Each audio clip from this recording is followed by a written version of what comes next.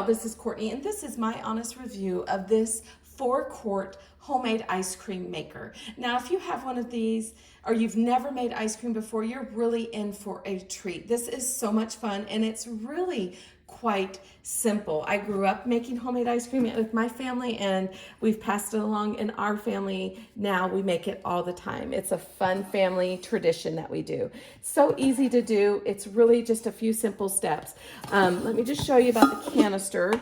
And as you can see, this is well loved and well used. It's still completely fine when it looks like that. It just means it's been used a lot with the corrosion from the salt. It does that, but it's completely fine. It's important to note that you're only supposed to fill this up to 2/3 of the way. You got to give room for allow the ice cream to freeze, and as it freezes, it does get thicker. So that's important to do. Do not overfill it. I always do my ice cream base. I get it really super cold for a few hours before I start to churn the ice cream. So once you put your base in there and you fill in your toppings and whatever, according to your recipe, you just put the dasher in just like this, and then there's a little knob for this, so make sure you just line it up. It just makes it work easier. So it looks just like that.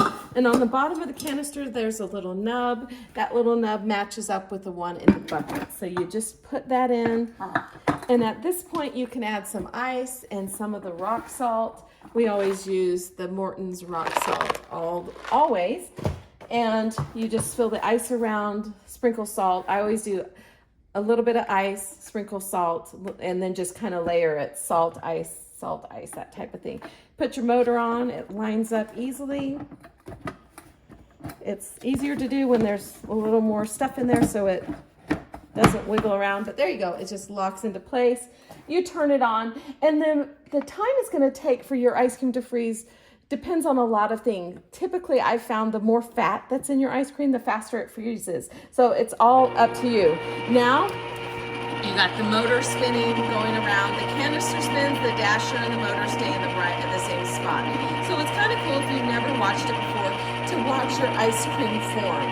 And if you wanted to, you could stop and add some things in. That's totally up to you. I really never do that. I always just add it in when I'm ready to make the ice cream. And then once you hear that motor slow down or stop, you want to make sure you unplug it as quick as possible so you don't burn out your motor.